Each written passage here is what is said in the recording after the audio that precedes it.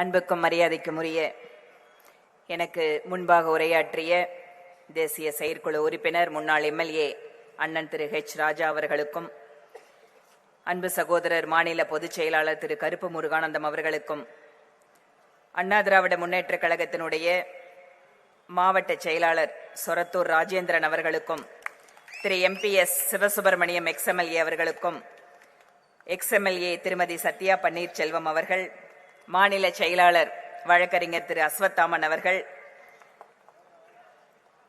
கோவிலானூர் மணிகண்டன் முன்னாள் மாவட்ட தலைவர், இன்று இந்த நிகழ்ச்சியை மிக சிறப்பாக ஏற்பாடு செய்து நான் எங்கிருந்தாலும் நிச்சயமாக மாவட்ட தலைவர் மற்றும் மாவட்ட தலைவரோடு ஒத்துழைப்பு கொடுத்து இந்த நிகழ்ச்சியை நடத்தி கொண்டிருக்கிறவர்களுக்கு மரியாதை செலுத்துகின்ற விதமாக நிச்சயமாக நான் இங்கு வர வேண்டும் என மாநில தலைவர் சொன்னவுடன் தூரம் அதிகமாக இருந்தது, நேரம் குறைவாக இருந்த காரணத்தாலும் கூட முதலிலே தயக்கம் இருந்தது. அதற்கு பின்பாக நினைத்தேன், குறிஞ்சிப்பாடி மாதிரி ஒரு இடத்தில் பாரதிய ஜனதா கட்சிக்கு மாநாடு போல ஒரு கூட்டத்தை நடத்துகின்ற ஒரு மாவட்ட நிர்வாகம் இருக்கின்ற பொழுது அவர்களுடைய உழைப்பிற்கு மரியாதை செய்ய வேண்டியது என்னுடைய கடமை என்று நான் நினைத்தேன். மிகச் சிறப்பானது ஒரு கூட்டம். கிட்டத்தட்ட 4 மணிக்கு மேலாக இங்கு மக்கள் அமர்ந்து கொண்டிருக்கக்கூடிய சூழலில் மேடையில் இருக்கக்கூடிய ஒவ்வொருவரையும் பெயர் சொல்லி இங்கு அவர்களை மக்கள் முன்பாக வணங்கத்தான் ஆசை. ஆனால் காலத்தின் அருமை கருதி மேடையில் அமர்ந்திருக்கக்கூடிய மாநில, மாவட்ட, ஒன்றிய, மண்டல் தலைவர்கள், நிர்வாகிகள் ஒவ்வொருவருக்கும் என்னுடைய வணக்கத்தை தெரிவித்துக் கொள்கிறேன். அன்பு சகோதர சகோதரிகளே, இந்த குறிஞ்சிப்பாடியில் குடிகொண்டிருக்கக்கூடிய புத்துமாரியம்மனையும், வில்லுடையான் பட்டியில் வீற்றிருக்கும் முருகப்பெருமானையும், விருத்தாச்சலத்தில் இருந்து அருள் புரிந்து கொண்டிருக்கக்கூடிய விருத்தகிரீஸ்வரரையும் வணங்குகிறேன். இந்த மண் ஆன்மீக மண் தான் எப்போதும், இது தெய்வீக மண் தான் எப்போதும். அது மட்டுமல்ல, ராமசாமி படையாச்சியார், அஞ்சலை அம்மாள் போன்ற மிக சிறந்த தேசியவாதிகளை கொடுத்த மண் இந்த மண். இந்த தமிழனின் தலை நிமிர அன்பு சகோதரர் மாநில தலைவர் திரு நைனா நாகேந்திரன் அவர்கள் மேற்கொண்டிருக்கக்கூடிய இந்த யாத்திரைக்கு தமிழகம் முழுவதும் சிறப்பான வரவேற்பு கிடைத்துக் கொண்டிருக்கிறது. தேசிய ஜனநாயக கூட்டணியின் வெற்றி கூட்டணியாக தமிழகத்தில் மக்கள் பார்க்க துவங்கிவிட்டார்கள் என்பது அவர்கள் ஒவ்வொருவருடைய முகத்திலேயும் நாங்கள் பார்க்கிறோம்.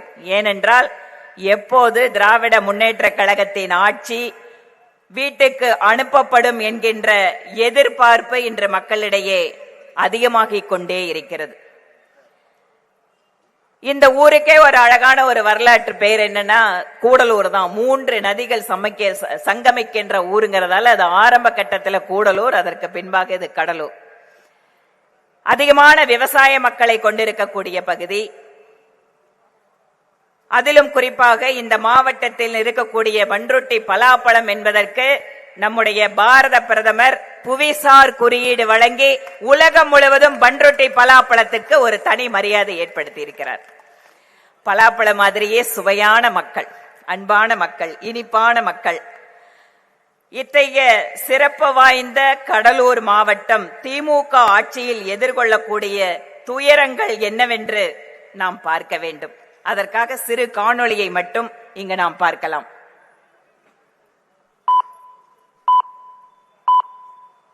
உலக புகழ்பெற்ற சிதம்பரம் நடராஜர் கோவில் அமைந்திருக்கும் புண்ணிய பூமிதான் கடலூர் மாவட்டம். தனக்கே உரிய கலை, கலாச்சாரம், பண்பாடு உள்ளிட்டவற்றை விட்டுக் கொடுக்காமல் இன்றளவும் பாதுகாத்து வருகிறது. இப்படிப்பட்ட வரலாற்று சிறப்புமிக்க மாவட்டத்தை சீர்குலைக்கவே திமுக எனும் தீய சக்தி கங்கணம் கட்டிக்கொண்டு செயலாற்றி வருகிறது. எனக்குன்னே வருவீங்களாடா? ஏன்ட்ட சரசம் பண்றக்கே வாட்டாப்பே உங்களை பெற்றுறாங்களா? இந்த மாவட்டத்தின் உயிர் நாடியே விவசாயம் தான். ஆனால் இந்த பகுதி விவசாயிகளுக்கோ உயிரும் உடம்பும் தான் மிச்சம் இருக்கிறது. மீதி எல்லாம் இந்த திமுக ஆட்சியிடம் மல்லுக்கட்டியே மண்ணோடு மண்ணாகிவிட்டது. அந்த அளவுக்கு திமுக ஆட்சியில் இன்னல்களை சந்தித்து வருகிறார்கள் இந்த பகுதி விவசாயிகள். கடலூரில் போராட்டம் நடத்திய கரும்பு விவசாயிகள் மீது 3 பிரிவுகளின் கீழ் வழக்கு பதிவு செய்யப்பட்டுள்ளது. கரும்பு காய்ச்சி போச்சு, ஒண்ணுமே இல்ல. என்ன பண்ணுது, தற்கொலை பண்ணிக்கலான்னு முடிவு பண்ணிட்டேன், வேற வழியே இல்லையா. கடலூர் மாவட்டம் புவனகிரி அருகே பலத்த சூறைக்காற்றுடன் பெய்த மழையால் 2000 ஏக்கர் பரப்பளவிலான நெற்பயிர்கள் சேதமடைந்துள்ளதால் விவசாயிகள் கவலை அடைந்துள்ளனர். கடலூர் மாவட்டம் வேப்பூர் அருகே இலாங்கானோ கிராமத்தில் நெல் மூட்டைகளை அரசு கொள்முதல் நிலையத்தில் காத்திருந்த நிலையில் 500க்கும் அதிகமான நெல் மூட்டைகள் தார்பாய்கள் போட்டு மழை நனைந்து நாசமாகியுள்ளது. மழையிலிருந்து நெல்லை பாதுகாக்க இந்த பகுதியில் நெல் சேமிப்பு களஞ்சியங்கள் கட்டப்படும் என்றார்கள். அதை செய்தார்களா?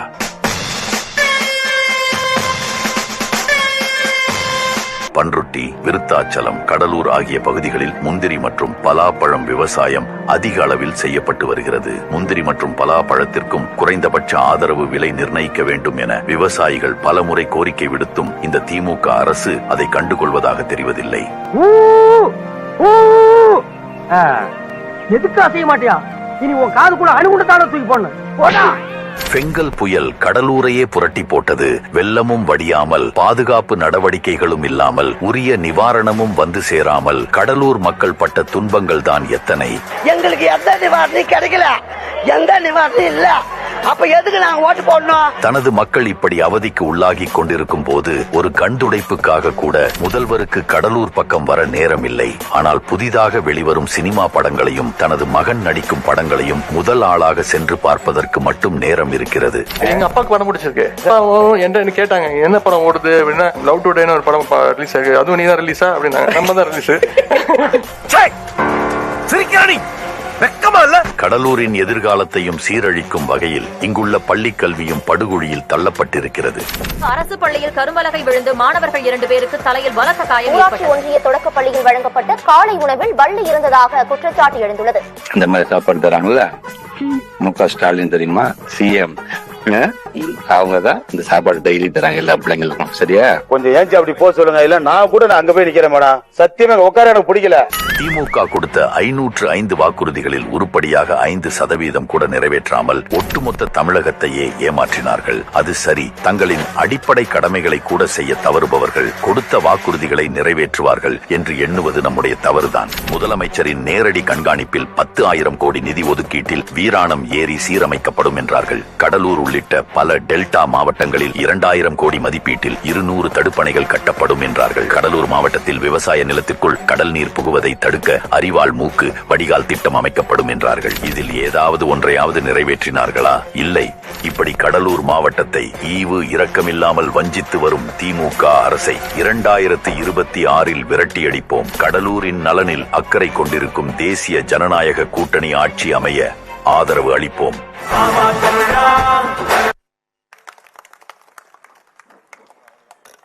அன்பு சகோதர சகோதரிகளே, இப்ப போட்டிருக்கிறது கொஞ்சம்தான். கடலூருக்கு திமுக அரசு செய்த துரோகங்களை பட்டியலிட்டனா வெடிய வெடிய தனியா வந்து படமே போடலாம்.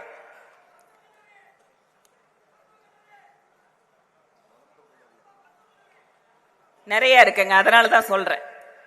இப்ப போட்டது வந்து வேற 5 நிமிஷம், 5 மணி நேரம் கடலூருக்கு இவங்க செஞ்ச துரோகங்களை தனியா ஒரு படமாவே ஓட்டலாம். ஆனா இன்றைக்கு மக்களுக்கு நாம் எடுத்து சொல்ல வேண்டியது என்ன?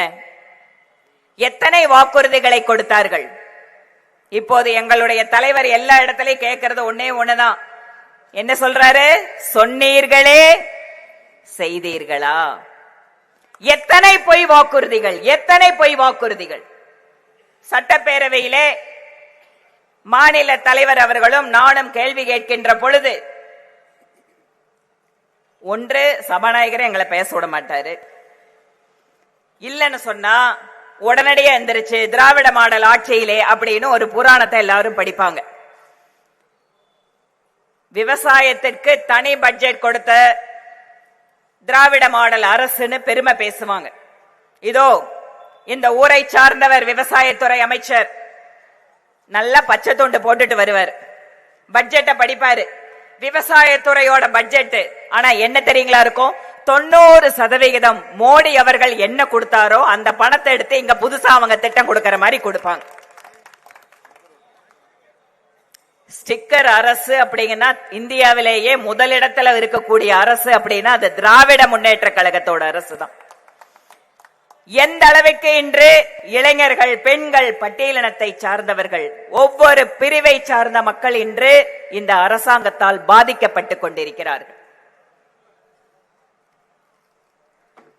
விவசாயிகளுக்கு பயிர் பாதுகாப்பிற்காக காப்பீடு திட்டத்தை அமல்படுத்த போது கூட அந்த காப்பீட்டு பணத்தை ஒழுங்காக செலுத்தாமல் விவசாயிகளை வஞ்சித்தது இந்த திமுக அரசு. அதனால விவசாயிகளுக்கு பாதிப்பு வந்த போது அவர்கள் அந்த காப்பீட்டு தொகையை பெற முடியாமல் தவித்தார்கள். இந்த நாட்டில் இருக்கக்கூடிய அத்தனை விவசாயிகளுடைய வாழ்க்கையை மாற்ற வேண்டும் என பிரதமர் மோடி நினைக்கிறார். ஆனா இங்க இருக்கக்கூடிய விவசாயத்துறை அமைச்சர் தன்னுடைய சொந்த மாவட்டத்து மக்கள் அவர்கள் வெள்ளம் வந்த போதும் சரி சாத்தனூர் அணையை திறந்துவிட்டு அத்தனை மக்களையும் வெள்ளத்துல படுத்தி எடுத்தாங்க. அதே போல கரும்பு விவசாயி பார்த்தோம், பலாப்பழம் பயிரிடக்கூடிய அந்த விவசாயிகளுடைய நீண்ட நாள் கோரிக்கை நிறைவேற்றப்படவில்லை. முந்திரிக்கான குறைந்தபட்ச ஆதார விலை என்பது அவர்கள் சொன்ன வாக்குறுதியை கூட விவசாயத்துறை அமைச்சர் இந்த மாவட்டத்தினுடைய மக்களுக்கு நிறைவேற்றி தரவில்லை. இது மக்களுக்கு துரோகம் செய்கின்ற அரசாக இருக்கிறது.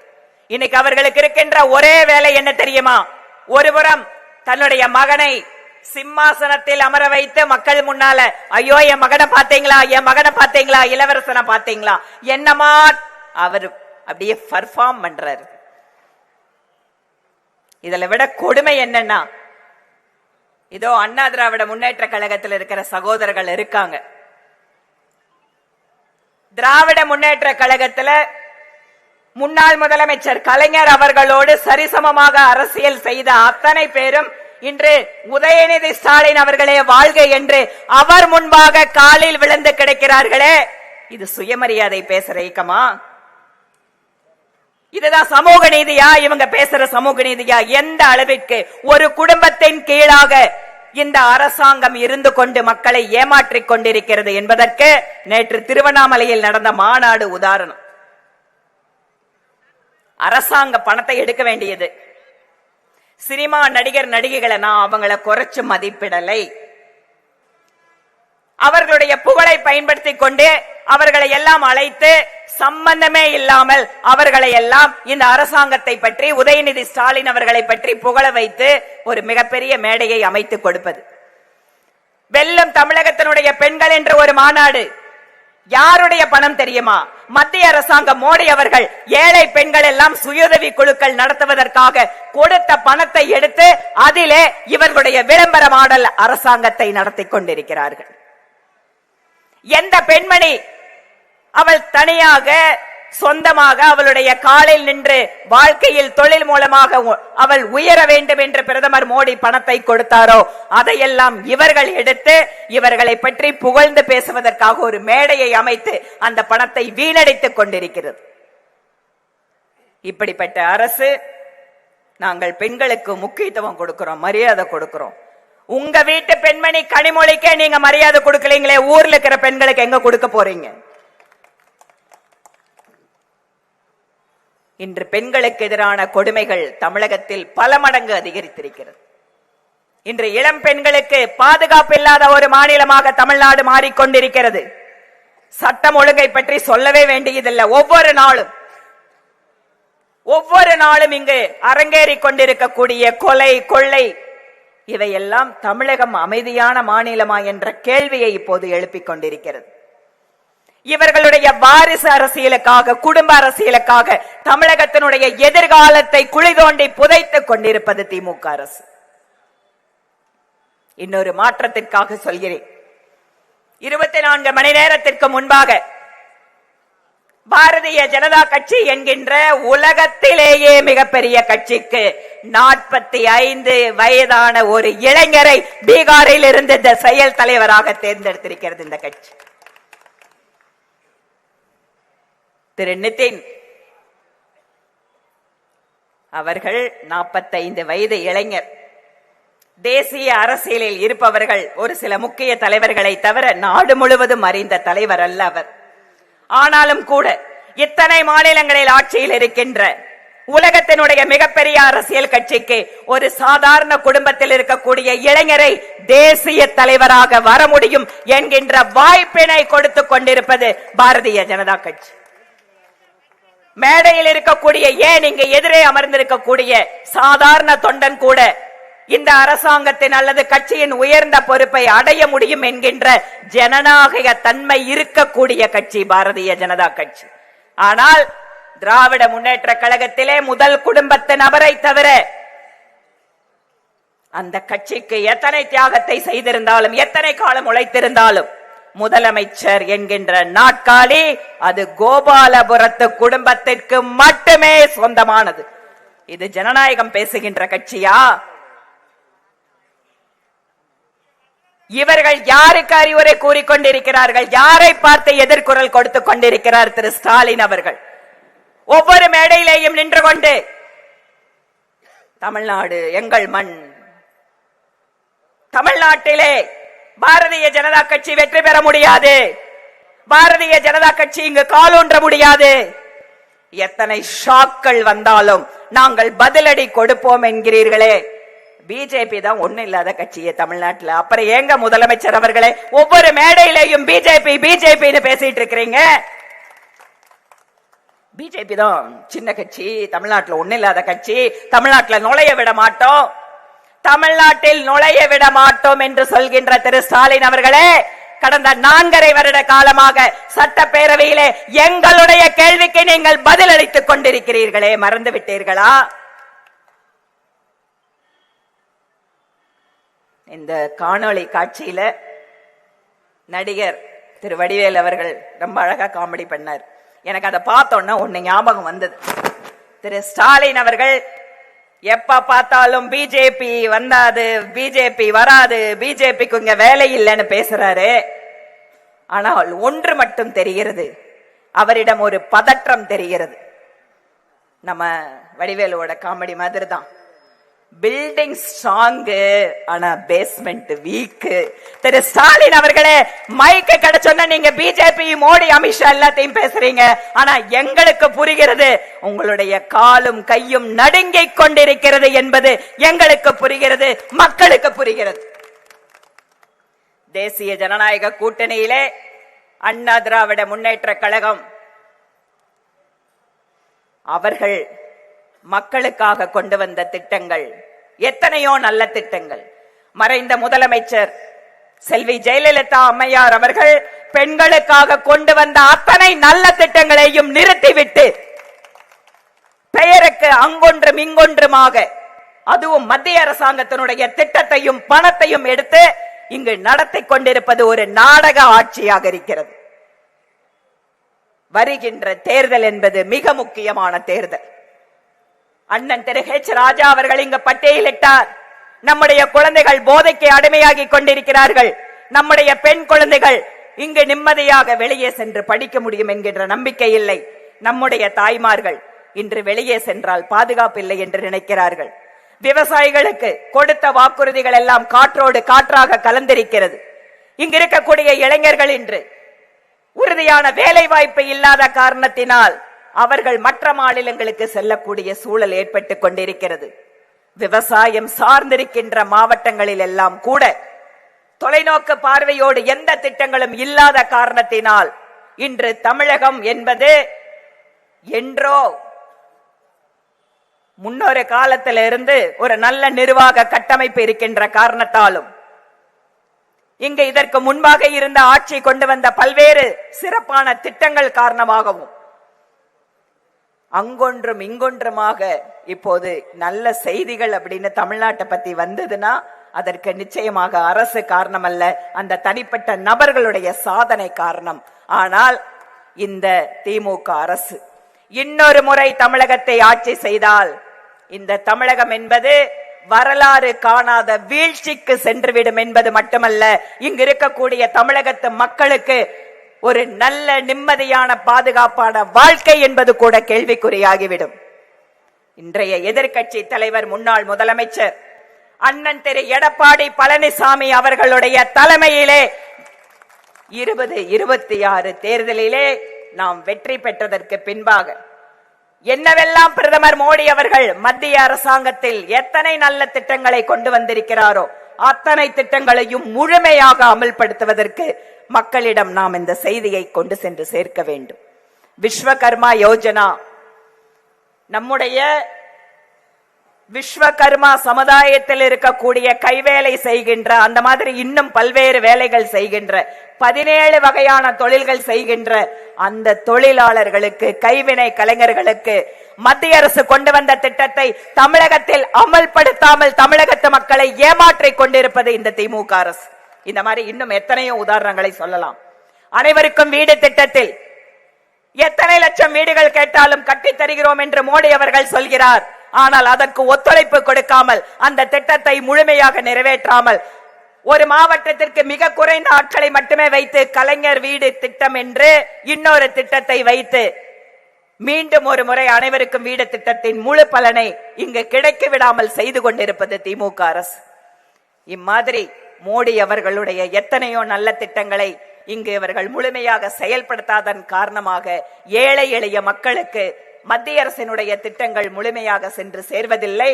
26 தேர்தலுக்கு பின்பாக ஒவ்வொரு வீட்டிலேயும் மோடி அவர்கள் திட்டத்தையும் இங்கு அமைய போகின்ற அண்ணா திராவிட முன்னேற்ற கழகத்தின் தேசிய ஜனநாயக கூட்டணியினுடைய அந்த அரசாங்கத்தின் பின்பாக மக்களுக்கு நாம் கொடுக்கின்ற அத்தனை வாக்குறுதிகளையும் நிறைவேற்றுவதற்காக நாம் தயாராவோம் என கூறிக்கொண்டு, மிக சிறப்பானதொரு ஏற்பாடுகள் அன்பு சகோதரர் திரு கிருஷ்ணமூர்த்தி அவர்களுக்கும் அவரோடு பணிபுரிந்து கொண்டிருக்கக்கூடிய ஒவ்வொரு சகோதர சகோதரிகளுக்கும் என்னுடைய மனப்பூர்வமான பாராட்டுக்களை தெரிவித்துக் கொள்கிறேன்.